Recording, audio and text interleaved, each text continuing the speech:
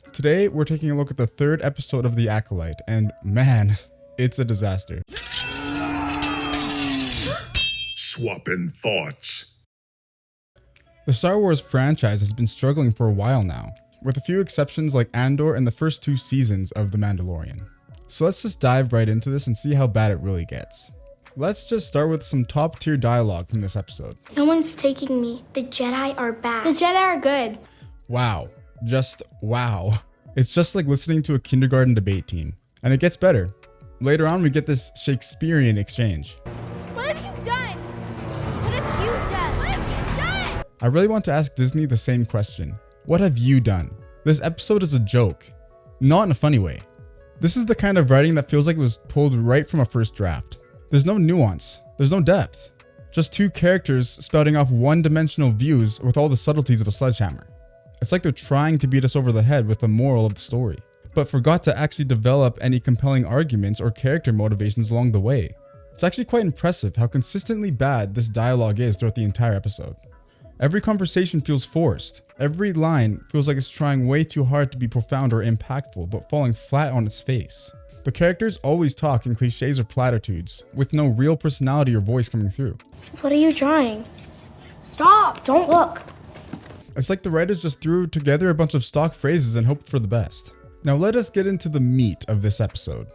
May and Osha live in a society of witches. These witches are all female and use the Force, or as they call it, the Thread, because they haven't warped Star Wars lore enough. They're basically like a budget version of the Night Sisters, but without any of the cool stuff.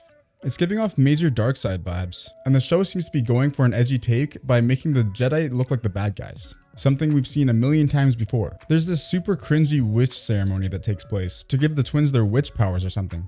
We were on the brink of extinction! But before Osha gets imbued with the Thread, the Jedi show up. Osha wants to leave her people, May wants to stay. When the Jedi show up to test the girls for their Force powers, they fake not having any.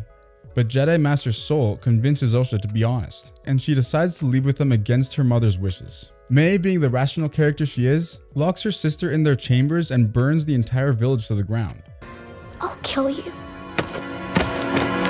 Now those are some good family values right there. Let's talk about May's motivations. IGN claims that this episode offers a lot of tantalizing new layers to how we perceive both the Jedi and the Force. Tantalizing? Really? Okay.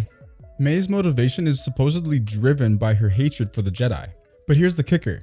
She's the one who torched her own village. If anyone is actually dead, which is still up for debate because the show loves to keep things unnecessarily ambiguous, May is the one responsible. She burns the village down because she's mad at the Jedi. How does that make any sense?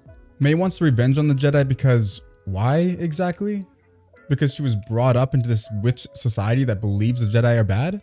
They showed up to test her and her sister for Jedi powers, which is pretty standard Jedi procedure. It's not like they came in guns a-blazing with lightsabers swinging like it's a rodeo and they're trying to wrangle them up and take them with them. All they wanted to do was to see if the girls had any Force sensitivity at all. But May decides to burn her entire life to the ground, literally, and blame the Jedi. It's like the writers are trying to set her up as some tragic anti-hero, but instead just comes off as irrational and confusing. Then we have Osha, May's twin sister. She starts off wanting to stay with her people, but after a few Jedi mind tricks, or rather, some really uninspiring pep talk from Jedi Master Soul, she decides to up and leave with the Jedi against her mother's wishes. Her flip-flopping is jarring, and it makes their character a lot harder to root for or even understand. One minute she's all about her witch heritage, the next she's ready to ditch everything for a life of Jedi celibacy. The switch is too abrupt to be believable. And after going with the Jedi, she doesn't even become one. She opts out at the last second. And speaking of Jedi Master Soul convinces Osha to tell the truth about her powers and join the Jedi, which results in May going on her homicidal rampage. If Soul had just let them fake it and move on, none of this would have happened. It's like the Jedi are being set up as these manipulative, invasive figures, but the show doesn't commit to making them the villains either. It's kind of confusing. They're trying to play both sides and failing miserably.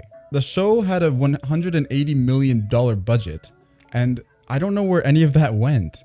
They must have spent most of it on the CGI, the lighting, and the cinematography, because everything else just feels kind of unappreciated. Every world feels tiny, every set is claustrophobic, and there's no sense of scale or epicness. It's all so relentlessly generic. But hey, at least we have lightsabers, right? Even with the lightsabers present, they're barely even used. One of the greatest things about Star Wars are the intense lightsaber battles. Why would they take that from us? Alright, here's where we dive into the bigger problem. Imposters have taken over Star Wars and many other beloved franchises. It's not just about one bad episode. It's about a broader trend that's ruining these iconic stories. She's a powerful leader. Yes, yes. I would say arguably the gayest Star Wars, I think by a considerable margin.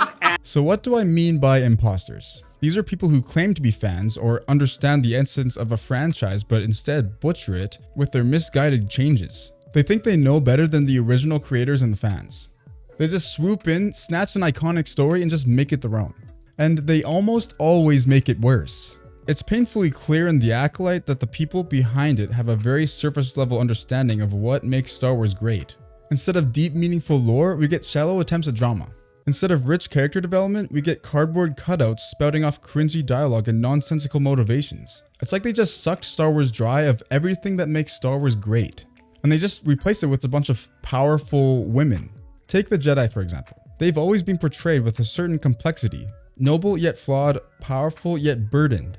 In The Acolyte, they're reduced to simplistic creatures. The show tries to point them out as either saviors or villains, but fails to capture any nuance. It's all black and white, no shades of gray, which makes the storytelling feel immature and unoriginal. And there's a bigger picture here. This problem isn't just unique to Star Wars either. We've seen it with other franchises like The Witcher, Doctor Who, or even True Detective. The original creators had a vision, a unique voice that resonated with audiences. But the new wave of directors seems more interested in making their mark than the original source material.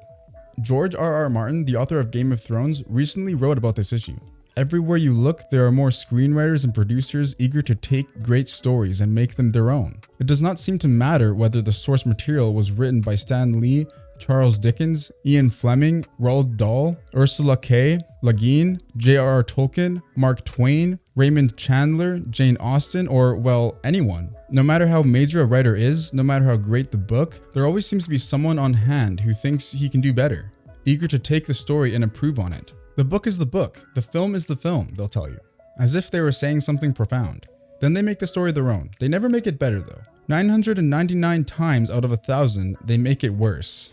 Amen, brother, is what I would say if I was from the deep south. It's like these creatures have an inherent need to put their stamp on everything, even if it means destroying what made the original so great. They think they're adding new layers and perspectives, but in reality, they're just diluting the essence of the story. Rewatching The Escape with Soul and Osha, that room with a pile of bodies is clearly not from a fire. So yeah, there's more to this story, but that doesn't change how ridiculous the whole "I'll kill you" bit is. May very much tried to burn her sister to death.